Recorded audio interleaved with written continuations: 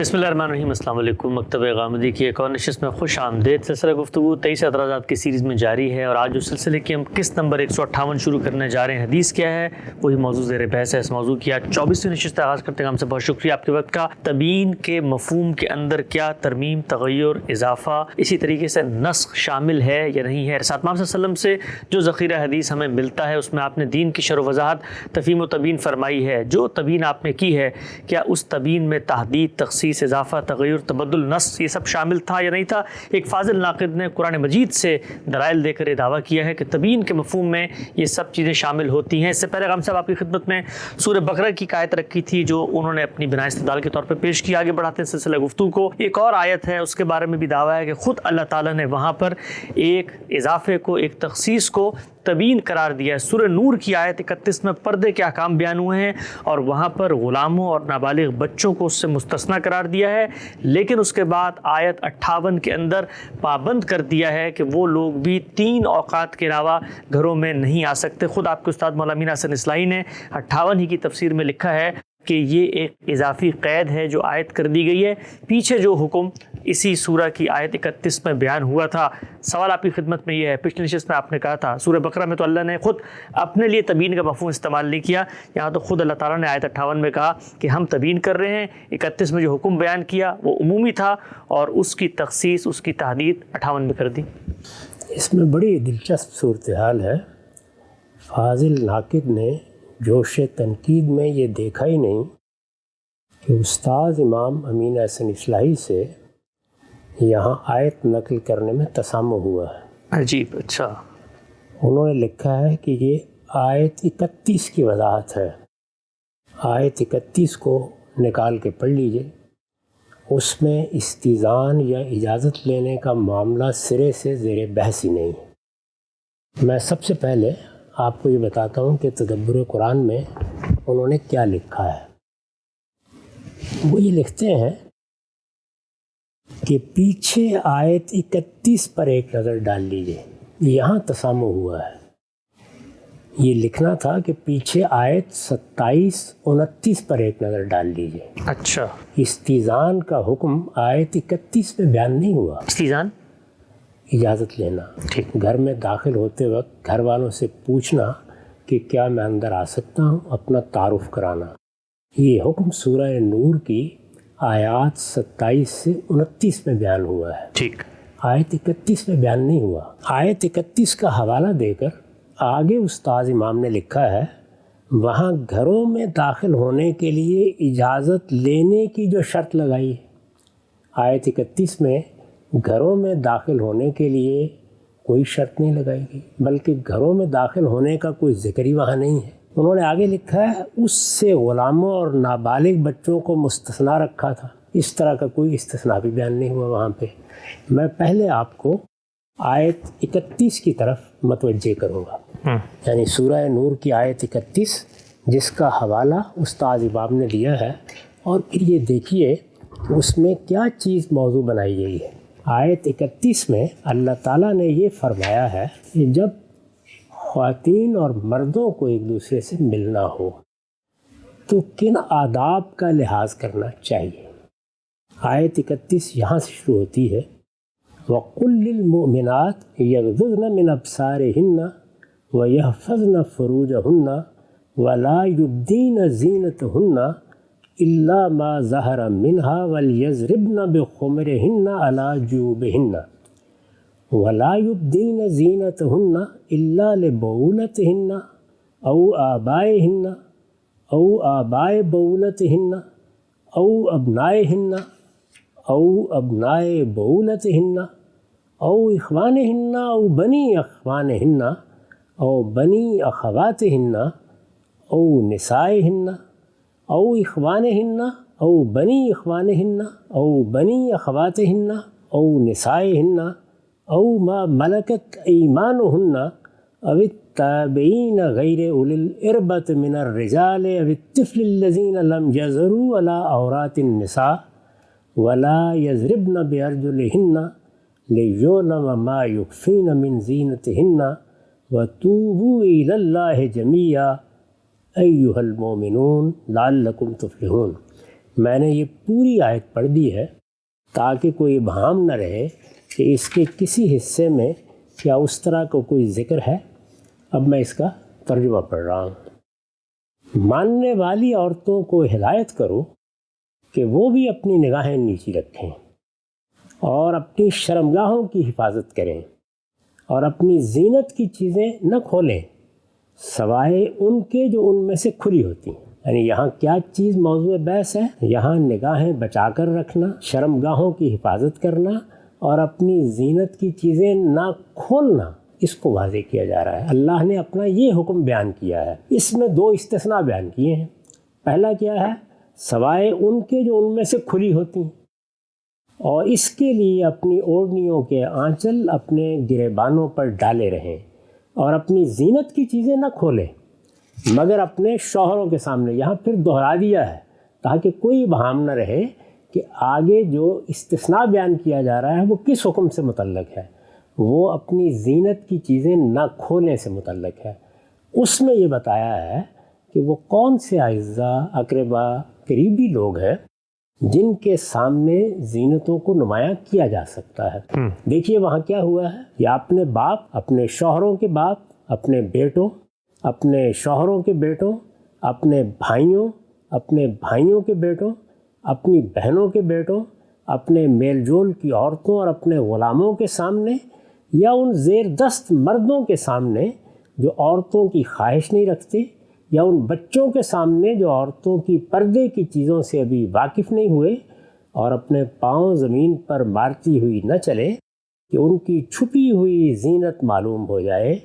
ایمان والو، اب تک کی غلطیوں پر سب مل کر اللہ سے رجوع کرو تاکہ تم فلاح پاؤ۔ ٹھیک، اس میں دیکھ لیجئے کسی جگہ نہ استئذان یعنی اجازت لینے کا کوئی ذکر ہے، نہ گھروں میں داخل ہوتے وقت کن چیزوں کا اہتمام کرنا ہے وہ یہاں بیان ہوا ہے۔ یعنی وہاں یہ بتایا گیا ہے کہ تعارف کیسے کرانا ہے، گھر والوں کو مانوس کس طرح سے کرنا ہے، وہ موجود نہ ہوں تو پھر کیا رویہ اختیار کرنا ہے۔ یہ ساری باتیں آیت 27 سے 29 میں بیان ہوئی ہیں۔ آیت 27 اور 29 کا حکم ہے جس کے بارے میں آیت 58 کی وضاحت زیر بحث ہے۔ آیت 31 کے ساتھ یہ میں نے آیت آپ کے سامنے پڑھ دی، ادنا درجے میں بھی کوئی تعلق نہیں۔ ٹھیک، اس لیے جو استدلال انہوں نے یہاں سے کیا ہے وہ استدلال تو اس کے بعد بے بنیاد قرار پاتا ہے۔ لیکن میں اس سے آگے بڑھ کر اب اس آیت کی کیا نوعیت ہے، اس حکم کا کیا معاملہ ہے، اس کی وضاحت کی ضرورت کیوں پیش آئی، وضاحت کیا کی گئی ہے، کیا اس میں بیان یا تبیین کے حدود سے کوئی تجاوز ہوا ہے، اس پر گفتگو کروں گا۔ ٹھیک، اس کے لیے میں سب سے پہلے آیت 27 سے 29 تک آپ کے سامنے پڑھتا ہوں۔ ٹھیک، یعنی جس آیت یا جن آیات سے یہ حکم اصلاً متعلق ہے، آیت 31 سے اس کا کوئی تعلق نہیں ہے۔ اس میں جو بات بیان کی گئی ہے کہ غلاموں اور بچوں کو مستثنیٰ رکھا گیا تھا، وہ سرے سے آیت 27 سے 29 میں کہیں بیان ہی نہیں ہوئی۔ ٹھیک، سراسر تسامو ہے۔ یعنی استاذ امام نے آیت کا حوالہ دینے میں غلطی کی ہے، وہ اگر اس کو نکال کر دیکھ لیتے تو اس طرح کا استدلال نہ کرتے۔ میں نے عرض کیا کہ اس کے بعد یہ استدلال قابل التفات نہیں رہا، لیکن میں بات سمجھانا چاہتا ہوں۔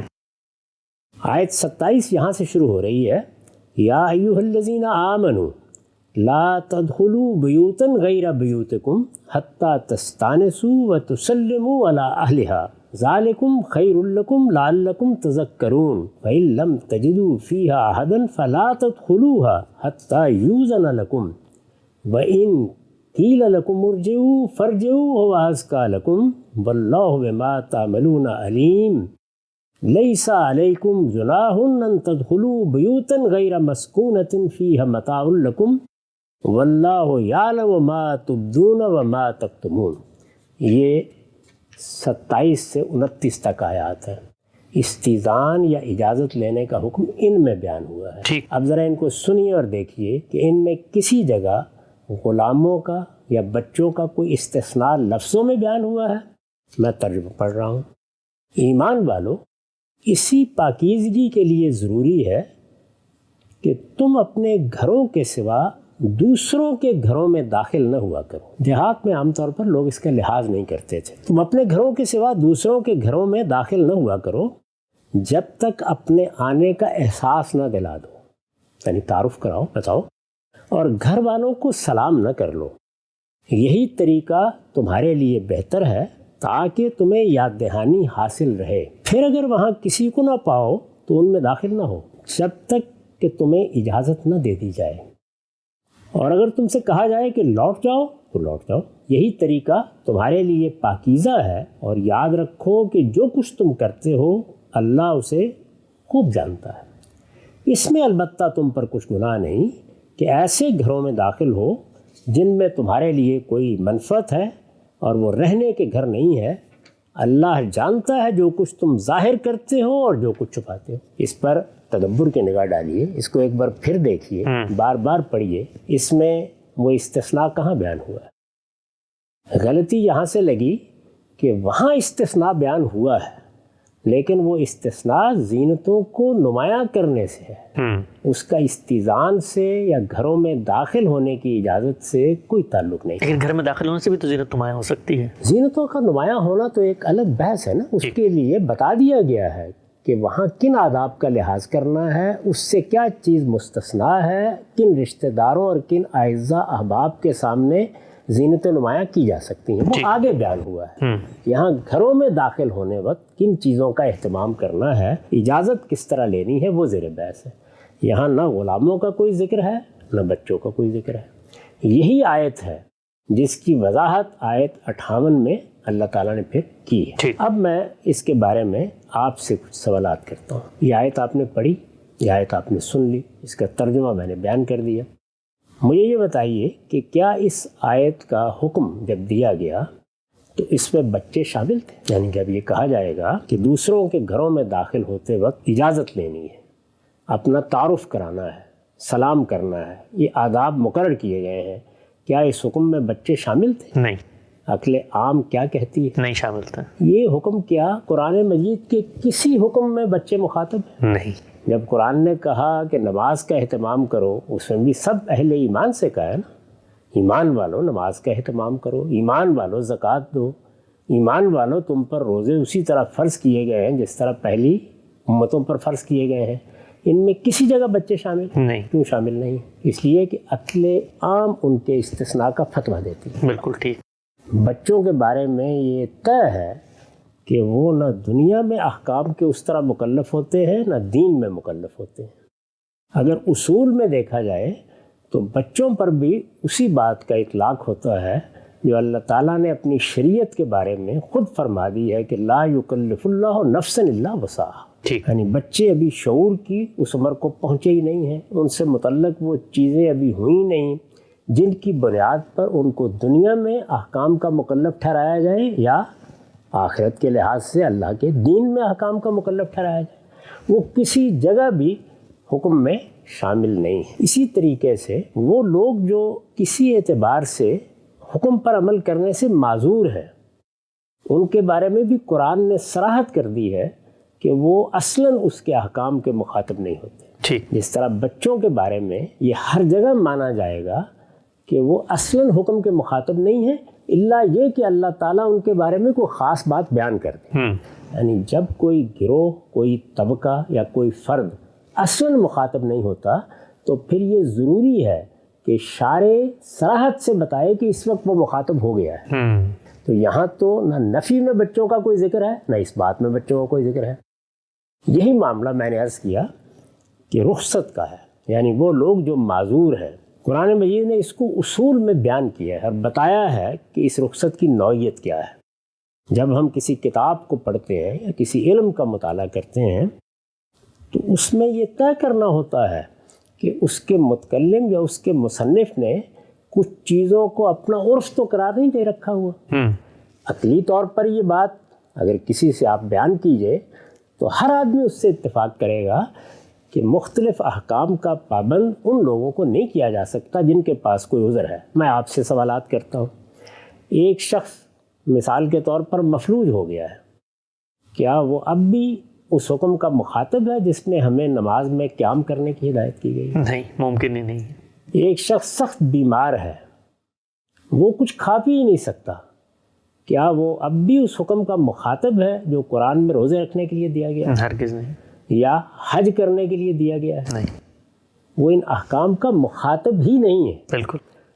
اس کو قرآن نے اس طرح واضح کیا ہے کہ وہ چونکہ اپنی تمام شریعت میں اس چیز کو ملحوظ رکھے ہوئے ہے کہ حد وسع سے آگے کسی پر کوئی ذمہ داری نہیں ڈالنی، اس لیے اگر وہ کسی چیز کو حرام قرار دیتا ہے تو اس سے اضطرار کا استثناء ہے۔ یعنی وہ لوگ جو کسی مجبوری میں ہیں، اور اضطرار کا مطلب ہے ایسی مجبوری جس میں کسی کی جان، مال یا آبرو پر بن آئے، اس طرح کی مجبوری میں وہ حکم کا مخاطب ہی نہیں رہتا، اللہ تعالیٰ اس سے مواخذہ اٹھا دیتے ہیں۔ اس کو بیان کر دیا۔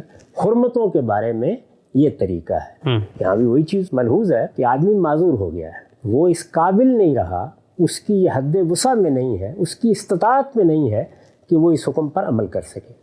اللہ تعالیٰ نے جو احکام ایجابی طور پر دیے ہیں، جیسے نماز پڑھو، جیسے روزہ رکھو، ان کے بارے میں ایک دوسرا اصول ہے کہ یہاں اضطرار رخصت کا باعث نہیں بنتا، یہاں عسر رخصت کا باعث بن جاتا ہے۔ ٹھیک، یعنی کوئی چیز آپ کے لیے غیر محتاط مشقت کا باعث بن گئی ہے۔ اسی وجہ سے امام شاطبی اس کو بیان کرتے ہیں کہ اذ لم یخاطب بالعزیمہ من لا یطیقھا، جو آدمی اس کی طاقت ہی نہیں رکھتا کہ وہ کوئی کام کر سکے، وہ ان احکام کا مخاطب ہی نہیں ہے۔ بالکل ٹھیک۔ یعنی اللہ تعالیٰ نے یہ نہیں کہ حکم تو دے دیا تھا نماز پڑھو، اور جب نماز پڑھو کہا یا روزہ رکھو کہا تو اس میں بچے بھی شامل تھے، اس میں معذور بھی شامل تھے، اور بعد میں ان کے استثناء کی ضرورت پڑی۔ اس طرح نہیں ہے، وہ اولاً ابتداً ہی احکام کے مخاطب ہی نہیں ہے۔ یہ بات اگر واضح ہو گئی ہے، اور یہ قرآن کے سب احکام کے بارے میں، یعنی جتنے احکام قرآن میں بیان ہوئے ہیں، اگر وہ حرمت کے احکام ہیں تو اضطرار کا استثناء ہے، اور اگر وہ ایجابی احکام ہیں جن میں ہمیں کوئی بات کہی گئی ہے، گھروں میں اجازت لے کے آؤ، یا مرد و زن کے اختلاط کے وقت ان آداب کا خیال رکھو، یا نماز کا اہتمام کرو، یا روزہ رکھو، یہ ایجابی احکام ہیں۔ ان سب سے ان لوگوں کے لیے رخصت ہے جو ان پر عمل کرنے سے کسی نہ کسی درجے میں معذور ہو جاتے ہیں، یا ان کے لیے یہ غیر محتاط مشقت کا باعث بن جاتے ہیں۔ کسی آدمی کی جان پر تو نہیں بناتی اگر وہ بیماری میں روزہ رکھ لے یا سفر میں روزہ رکھ لے، ضروری نہیں ہے کہ اس میں اضطرار کی نوبت آ جائے، لیکن اگر وہ اس پہ مشقت محسوس کرتا ہے، غیر محتاط مشقت، تو اس کو اللہ تعالیٰ نے اختیار دیا ہے کہ وہ رمضان کے بعد اپنے روزے پوری کر لے۔ چنانچہ اس کو بھی اصول کے طور پر بیان کر دیا ہے۔ یہ فرمایا ہے کہ یرید اللہ بکم الیسر ولا یرید بکم العسر، اللہ تمہارے لیے اس طرح کے احکام میں، یعنی دین کے ایجابی احکام میں، یسر کو پسند کرتے ہیں، عسر کو پسند نہیں کرتے۔ انہوں نے ہر جگہ رخصت کا یہ اصول قائم کیا ہے۔ یہ تکلیف مالا یطاق میں تو آخری درجے میں ہے، اس سے نیچے غیر محتاط مشقت میں بھی اللہ تعالیٰ نے لوگوں کو احکام کا مخاطب نہیں ٹھہرایا۔ اس دراز نفسی سے مقصود یہ تھا کہ یہ بات واضح ہو جائے کہ قرآن مجید میں جب بھی آپ کسی جگہ کا مطالعہ کرتے ہیں اور وہاں ہمیں کوئی حکم دیا گیا ہے تو یہ دو استثناء تو ہر جگہ موجود ہیں۔ استاد امام نے جب یہ لکھا ہے کہ غلاموں اور بچوں کو مستثنیٰ رکھا گیا تھا تو یہ ممکن ہے کہ یہ چیز پیش نظر ہو، یعنی وہ مستثنیٰ ہیں، ان کو بیان کرنے کی ضرورت نہیں ہے، لیکن ان سے آیت کا حوالہ دینے میں غلطی ہو گئی۔ یہ دونوں مستثنیٰ ہیں، تو ظاہر ہے کہ اتنی بات تو بالکل واضح ہو گئی کہ جب اللہ تعالیٰ نے یہ فرمایا کہ جب تم دوسروں کے گھروں میں جاؤ تو اجازت لے کر جاؤ، اپنا تعارف کراؤ، بچے اصلاً ان میں شامل نہیں تھے، غلام بھی شامل نہیں تھے۔ کیوں؟ اس لیے کہ غلام بحیثیت طبقہ بہت سی چیزوں سے معذور تھے۔ یہ اس وقت کی سوسائٹی کی صورتحال تھی، معذور تھے، یعنی ان کے لیے گویا ایک طبقے کی حیثیت سے بعض چیزوں کے معاملے میں رخصت تھی۔ اس کو خود قرآن نے بیان کر دیا ہے۔ یہ دیکھیے آگے جب آیت 31 میں یہ بتایا گیا ہے کہ زینتوں کو نمایاں نہ کیے جائے، وہاں بھی یہ استثناء بیان ہوا ہے۔ اچھا، بدکاری کے معاملے میں بھی یہ استثناء قرآن میں بیان ہوا ہے، یعنی بتایا گیا ہے کہ ان کی اخلاقی تربیت ایسی نہیں ہوئی کہ ان کو ہر حال میں اس کا پابند ٹھہرایا جائے۔ لونڈیوں کے بارے میں ان کی مجبوری یا ان کے اضطرار کا لحاظ کر کے یہاں تک کہہ دیا ہے کہ وہ اگر اپنے دل میں پاک دامنی کی آرزو رکھتی ہیں تو اگر انہیں بدکاری پہ مجبور کیا جائے تو اللہ معاف فرمانے والا ہے۔ اسی طریقے کا معاملہ اور بعض چیزوں میں بھی ان کے ساتھ کیا گیا۔ یہ معلوم ہے اور ہر آدمی جانتا ہے کہ جب حجاب کے بارے میں بعض ہدایات دی گئیں اس میں بھی ان کو مستثنا رکھا گیا۔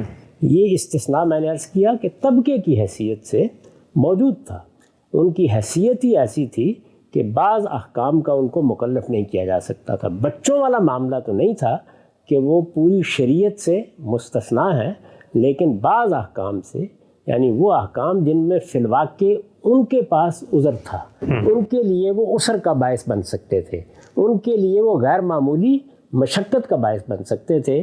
ایجابی احکام میں ان کے لیے ہر جگہ رخصت ہے، جہاں جہاں قرآن نے یہ بات بیان کی ہے۔ یہ رخصت یا یہ استثناء یہ تو واضح ہے کہ قرآن مجید میں ہر جگہ ملحوظ ہے، وہ یہاں بھی ملحوظ ہے، یعنی آیت 27 اور 29 میں بھی ملحوظ ہے۔ اب میں آپ سے اگلا ایک عقلی سوال کرتا ہوں، وہ یہ ہے کہ یہ بات تو واضح ہو گئی کہ غلام صبح آتے ہیں، شام آتے ہیں، اس گھر میں جانا ہے، اس گھر میں جانا ہے، میں نے بھیج دیا، آپ نے بھیج دیا، یہ چیز دینے گئے، وہ چیز لینے کے لیے آئے ہیں، بچوں کا معاملہ ہے، یہاں کھیل رہے ہیں، وہاں چلے گئے۔ وہ ان احکام کے اس طرح مخاطب نہیں ہیں کہ جس گھر میں بھی ان کو داخل ہونا ہو وہاں اجازت لیں۔ اس کو لفظوں میں بیان کرنے کی ضرورت ہی نہیں، بالکل واضح۔ ہاں اگر ان کو پابند کیا جاتا تو پھر لفظوں میں اس کو بیان ہونا چاہیے تھا۔ یہ صورتحال ہے۔ یہ ساری بحث تو عقلی اصولوں پر، قرآن کی صراحت کی بنیاد پر بالکل واضح ہے، لیکن میں نے جس طرح عرض کیا، میں ایک اگلا سوال پوچھتا ہوں، کیا یہ استثناء اس کے لیے بھی تھا کہ وہ خوابگاہوں میں چلے جایا کریں؟ پرائیویٹ عقل ایریاز کیا کہتی ہے؟ نہیں، یعنی ظاہر بات ہے کہ ایک استثناء وہاں تک رہے گا جہاں تک اسے رہنا چاہیے۔ جی ہاں، ہم اپنی خوابگاہوں کے بارے میں کچھ اور آداب کا تقاضا کرتے ہیں، ان آداب کا لازمی طور پر تقاضا ہم گھروں میں ویسے آنے والوں کے بارے میں نہیں کریں گے۔ بالکل میں اس کی ایک مثال دیتا ہوں۔ آپ کے گھر میں اس وقت کے گھروں میں ایک مہمان آتا ہے، مہمان ہے، آپ نے اس کو کسی کمرے میں ٹھہرا دیا۔ اب اپنے مہمان کے اکرام میں آپ یہ فرماتے ہیں کہ دیکھیے یہ آپ کا گھر ہے، آپ جہاں چاہے بیٹھیں، آپ کو اگر کوئی چیز لینی ہو تو آپ باورچی خانے میں چلے جائیں، آپ فریج سے لے لیں، آپ نے اگر بیٹھنا ہو تو آپ ڈرائنگ روم میں جا کر بیٹھ جائیں، آپ ہماری اسٹڈی میں چلے جائیں، آپ کوئی کتاب لے لیں۔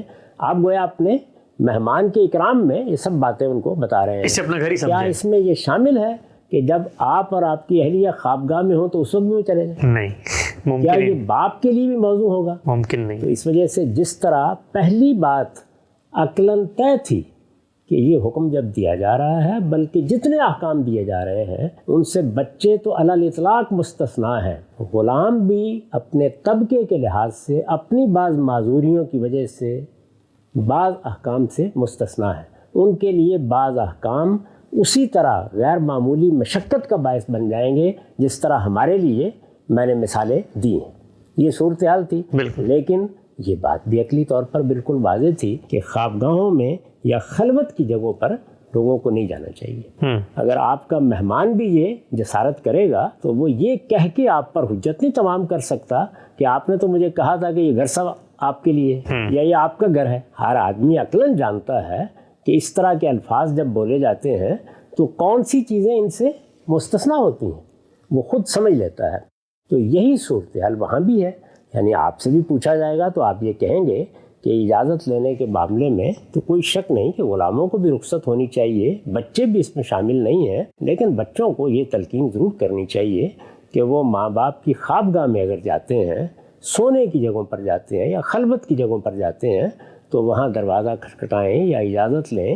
اس کا پابند غلاموں کیا لونڈیوں کو بھی ہونا چاہیے، یہی بات کہیں گے نا؟ جی ہاں، تو یہ دونوں چیزیں عقلی طور پر بالکل طے ہیں۔ اسی کو ہمارے ہاں ائمہ اصول تخصیص بالعقل سے تعبیر کر دیتے ہیں۔ یعنی جب کوئی بات ہم کرتے ہیں، کوئی جملہ ہماری زبان سے نکلتا ہے، ہم کسی چیز کا پابند کسی کو کر رہے ہوتے ہیں تو کچھ چیزیں عقلی طور پر وہاں ملحوظ ہوتی ہیں، یعنی عقل کہتی ہے کہ فلاں اس سے مستثنا ہے، اس کو شامل نہیں سمجھنا چاہیے۔ میں طالب علموں کو یہ مثال دیا کرتا ہوں کہ میں اگر استاد کی حیثیت سے یہ کہوں کہ کل سب طالب علم صبح 10 بجے پہنچیں گے، سب طالب علم، تو ظاہر ہے کہ یہاں پر ایک تو سب طالب علم سے مراد میرے طالب علم، یہ دیکھیے یہ خصوص واقع ہو آپ سے آپ، یعنی اب سب طالب علموں سے مراد دنیا بھر کے سب طالب علم نہیں ہیں. جب ان کی وضاحت کی جائے گی تو اس خصوص کا ذکر کیا جائے گا، یہ بتایا جائے گا. اب جب میں نے سب طالب علم کہا تو اس سے وہ سب لوگ مستثنا تھے جن کو کوئی غیر معمولی عذر پیش آ جائے، ایکسیڈنٹ ہو گیا، مثال کے طور پر کسی کا حادثہ ہو گیا، کوئی ہسپتال میں چلا گیا، کسی پر فالج کا حملہ ہو گیا، تو کیا وہ بھی اس میں شامل ہے؟ نہیں. تو یہ دونوں چیزیں جس طرح کہ میں نے عرض کیا یہ ہر جگہ ملحوظ ہوں گی اور عقلی طور پر ملحوظ ہوں گی. یہاں کچھ بھی نہیں ہوا. قرآن مجید نے یہ دونوں چیزیں جو عقلی طور پر ملحوظ تھیں، جن کو خود سمجھا جا سکتا تھا، جن کو کوئی فقیر بھی سمجھا سکتا تھا، بعض چیزوں کی خلاف ورزی دیکھتے ہوئے ممکن ہے کہ ہوئی ہو بعض لوگوں سے، وضاحت کرتی اور یہ بتا دیا. اور اس وضاحت میں میں اس کو پڑھتا ہوں، ادنا درجے میں آپ نہیں بتا سکتے کہ تبیین یا شرح و وضاحت کے حدود سے کوئی تجاوز ہوا ہے. یعنی جو باتیں وہاں قرآن نے کہی ہیں وہ سب باتیں ہم نے ابھی کہہ دی ہیں اور عقلی اصولوں پر کہہ دی ہیں. قرآن مجید میں جو مختلف تصریحات ہیں انہی کو سامنے رکھ کے کہہ دی ہیں. اور جس طرح کہ میں نے عرض کیا، یہ اگر آگے سورہ نور کی آیت 58 میں وضاحت نہ ہوتی تو فقہا کہتے، علماء کہتے. اسی کو ہم سمجھانے کی کوشش کرتے ہیں کہ تبیین میں خصوص بھی بیان ہوتا ہے، اس میں قیود بھی بیان ہوتی ہیں. یہ نہیں ہے کہ پہلے تو متکلم نے ایک حکم دے دیا تھا، اس میں وہ قیود تھیں نہیں، یعنی نہ لفظوں میں تھیں، نہ اس کے ذہن میں تھیں، نہ قرائن میں تھیں. اب میں باہر سے آؤں گا اور وہ قیود اس پر عائد کر دوں گا. نفی اس کی جا رہی ہے. ورنہ جب تبیین ہوتی ہے کہ کسی چیز کی وضاحت ہوتی ہے تو یہ ساری چیزیں اس میں ملحوظ ہوتی ہیں. میں اگر اس آیت پر گفتگو کروں گا، اس کو پڑھاؤں گا، اس کا درس دوں گا اور آگے آیت 58 نہ ہو تو میں یہ ساری باتیں بیان کروں گا. اور اگر میں بیان نہیں کروں گا تو میرے مخاطبین سوال کر لیں گے. ایسے ہی لوگ پوچھتے ہیں یہ حکم بیان ہوا ہے، کیا اس میں یہ بھی شامل ہے، کیا اس میں یہ بھی شامل ہے؟ تو وہاں پر عقلی طور پر آپ بیان کرتے ہیں کہ یہ شامل نہیں ہے اور یہ شامل ہے. اب دیکھیے کہ قرآن مجید میں یہی وضاحت کس طرح ہوئی. یعنی قرآن نے لوگوں کو خطاب کیا اور خطاب کر کے استئذان سے متعلق، اجازت لینے سے متعلق یہ بات بیان کی. یہی بات، اسی طرح کی بات جو ہم عقلی طور پر سمجھ رہے ہیں وہی اتنی ہی. یہ دیکھیے کیا بیان کیا، یا ایھا الذین آمنوا لیستأذنکم الذین ملکت ایمانکم والذین لم یبلغوا الحلم منکم ثلاث مرات من قبل صلاۃ الفجر وحین تضعون ثیابکم من الظہیرہ ومن بعد صلاۃ العشاء ثلاث عورات لکم لیس علیکم ولا علیہم جناح بعدہن طوفون علیکم بعضکم علی بعض کذالک یبین اللہ لکم الآیات واللہ علیم حکیم. یہ آیت 58 ہے. ذرا ترجمہ سنیے. ایمان والو، تمہارے قلب و نظر کی پاکیزگی کے لیے جو ہدایات ہم نے دی ہیں، یعنی وہ آیت 27 سے 29 تک، تم ان کی مزید وضاحت چاہتے ہو تو سنو. تمہارے غلام اور لونڈیاں اور تم میں جو بلوغ کو نہیں پہنچے، یعنی بچے، تمہارے غلام اور لونڈیاں اور تم میں جو بلوغ کو نہیں پہنچے. غلام اور لونڈیاں ایک طبقے کی حیثیت سے حکم سے مستثنا تھے، اپنی بعض مجبوریوں کی وجہ سے، اپنے بعض آزار کی وجہ سے. بچوں کے بارے میں ہم نے عرض کر دیا. تمہارے غلام اور لونڈیاں اور تم میں جو بلوغ کو نہیں پہنچے 3 وقتوں میں تم سے اجازت لے کر تمہارے پاس آیا کریں. نماز فجر سے پہلے، جب دوپہر کو تم کپڑے اتارتے ہو، اور نماز عشاء کے بعد. یعنی وہ مستثنا تھے لیکن وضاحت کر دی کہ وہ خلوت گاہوں میں جانے سے مستثنا نہیں ہیں. اس وقت ہماری طرح کے گھر نہیں تھے کہ خواب گاہیں الگ ہوں، تو وہاں پر یہ پابندی لگا دی کہ گھروں میں داخل ہوتے وقت بھی تو ایک کمرہ ہے، اسی میں سب لوگ ہیں، تو ان 3 وقتوں کو خلوت کے وقت سمجھا جائے. یعنی وہی بات جو اب ہم خوابگاہ کے بارے میں کہیں گے یا اپنے کمرے کے بارے میں کہیں گے یا ہمارے موجودہ تمدن میں بعض اور تقاضوں سے ملحوظ ہوگی، وہ وہاں پر اس طرح بیان کر دی گئی ہے. کوئی نئی بات اس میں نہیں کہی گئی. نماز فجر سے پہلے، جب تم دوپہر کو کپڑے اتارتے ہو، اور نماز عشاء کے بعد. یہ 3 وقت تمہارے لیے پردے کے وقت. یعنی واضح کر دیا کہ یہ کوئی تخصیص، یہ کوئی پابندی، یہ کوئی قید اس طرح نہیں آ رہی کہ اللہ نے حکم دے دیا، عقلی علت، بلکہ عقلی بنیاد پر ہے، یہ تمہارے لیے پردے کے وقت ہے، ان کے علاوہ وہ بلا اجازت آ جائیں تو نہ تم پر کوئی گناہ ہے نہ ان پر، یعنی ان 3 وقتوں کے علاوہ ظاہر ہے ایک کمرہ ہے اسی میں سب لوگ ہیں، تو اب اس پر پابندی نہیں ہے، اس لیے کہ تم ایک دوسرے کے پاس آنے جانے والے ہی ہو۔ یہ حکمت بیان کر دی، وہی چیز جس کو ہم نے ابھی واضح کیا کہ غلاموں کو بھی اصل میں دائیں بائیں سے آنا ہوتا ہے، چیزیں لے کے آنا ہے، چیزیں دے کے آنا ہے، کام کرنے کے لیے آنا ہے، ان کے لیے بڑی مشقت کی چیز بن جائے گی کہ ہر مرتبہ دروازے کے باہر کھڑے ہوں اور اجازت لیں۔ اللہ تمہارے لیے اسی طرح اپنی آیتوں کی وضاحت کرتا ہے اور اللہ علیم و حکیم ہے۔ اس میں مجھے یہ بتائیے کہ وہ کون سی چیز ہے جس کے بارے میں یہ کہا جا سکتا ہے کہ یہاں کوئی ایسی قید لگ گئی ہے جس کا عقل تقاضا نہیں کرتی تھی، جو استثناء پہلے سے موجود نہیں تھا، جو پابندی وہاں عقلاً ہی ملحوظ نہیں رکھنی چاہیے تھی۔ یہ سب چیزیں وہ ہیں جن چیزوں کو ہم خود بھی سمجھ سکتے تھے، لیکن اللہ تعالیٰ نے ان کو بیان فرما دیا کسی ضرورت کو سامنے رکھ کر۔ میں آپ سے عرض کرتا ہوں کہ یہی وہ چیز ہے جس کی میں نے ابتدا میں وضاحت کر دی تھی جب تبیین کی تعریف آپ کو سنائی تھی، اور یہ بتایا تھا کہ ہم جب کوئی ہمارے سامنے حکم آتا ہے اور یہ چاہتے ہیں کہ اس کی شرح و وضاحت کریں تو لفظ کو دیکھیں گے، جملے کو دیکھیں گے، اس کی تعریف سمجھنے کی کوشش کریں گے، سیاق و سباق کو دیکھیں گے، مصنف کے یا متکلم کے عرف کی طرف رجوع کریں گے اور عقلی تقاضوں کو سمجھیں گے۔ تو عقلی تقاضے ہیں جو یہاں ملحوظ تھے، انہی کی آگے اللہ تعالیٰ نے وضاحت کر دی۔ اب اس میں ایک اور دلچسپ چیز دیکھیے اور سمجھیے کہ قرآن کیسے وضاحت کرتا ہے۔ اسی میں ایک اور سوال پیدا ہو سکتا تھا، اور وہ یہ کہ بچوں کو مستثنیٰ قرار دیا گیا ہے، تو بچے تو پھر بڑے بھی ہو جائیں گے نا، تو بڑے ہو جائیں گے تو کیا مستثنیٰ ہی رہیں گے؟ آپ کی عقل کیا کہتی ہے؟ نہیں ہونے چاہیے۔ یعنی ظاہر ہے بچوں کو بچے ہونے کی وجہ سے ایک استثناء دیا گیا تھا، جب وہ بچے نہیں رہیں گے تو عقلاً یہی جواب ہونا چاہیے۔ اسی کو قرآن نے بیان کر دیا اگلی آیت میں، وَإِذَا بَلَغَ الْأَطْفَالُ مِنْكُمُ الْحُلُمَ فَلْيَسْتَأْذِنُوا كَمَا اسْتَأْذَنَ الَّذِينَ مِنْ قَبْلِهِمْ كَذَلِكَ يُبَيِّنُ اللَّهُ لَكُمْ آيَاتِهِ وَاللَّهُ عَلِيمٌ حَكِيمٌ۔ آیت 58 میں اس بات کی وضاحت کی تھی جو آیت 27 سے 29 میں بیان ہوئی ہے۔ آیت 58 کی وضاحت پر یہ سوال پیدا ہو سکتا تھا، اس کی پھر وضاحت کر دی، اور جس طرح پہلی وضاحت کے بعد یہ کہا كَذَلِكَ يُبَيِّنُ اللَّهُ لَكُمُ الْآيَاتِ، اس دوسری وضاحت کے بعد پھر فرمایا كَذَلِكَ يُبَيِّنُ اللَّهُ لَكُمْ آيَاتِهِ وَاللَّهُ عَلِيمٌ حَلِيمٌ۔ اس کا بھی ترجمہ سن لیجئے۔ فرمایا ہے تم میں جو بچے ہیں وہ جب بلوغ کو پہنچ جائیں، تم میں جو بچے ہیں، یعنی دیکھیے یہاں غلاموں کے بارے میں کسی وضاحت کی ضرورت نہیں تھی، وہ تو بالعموم بالغی ہوتے تھے۔ تم میں جو بچے ہیں وہ جب بلوغ کو پہنچ جائیں تو اسی طرح اجازت لے کر آئیں جس طرح ان کے اگلے اجازت لیتے رہے۔ یعنی یہاں بھی بتا دیا کہ ان کی اب حیثیت وہی بن گئی ہے۔ اللہ تمہارے لیے اسی طرح اپنی آیتوں کی وضاحت کرتا ہے اور اللہ علیم و حکیم ہے۔ یہ آیت 27 سے 29 تک کی وضاحت ہے، اس کو اللہ تعالیٰ نے تبیین قرار دیا ہے۔ پہلی وضاحت کو بھی تبیین، دوسری کو بھی تبیین، یہ وہ عقلی تقاضے ہیں جو اصل حکم میں ملحوظ تھے، میں اور آپ بھی سمجھ سکتے تھے، ایک فقیہ بھی سمجھ سکتا تھا، اس کو ضرورت محسوس ہوئی تو اللہ تعالیٰ نے خود بیان فرما دی۔ اچھا، آیت 27 سے 29 کے اندر جو عقلی استثناء موجود تھا، جن کنڈیشنز کے ساتھ تھا آیت 58 میں، انہی کنڈیشنز کو کھول کر تبیین قرار دیا گیا۔ کوئی تخصیص، کوئی تنسیخ، کوئی اس طرح کی تقید اس میں عائد نہیں کی گئی، نہ ترمیم ہوئی، نہ تغیر ہوا، نہ تبدل ہوا۔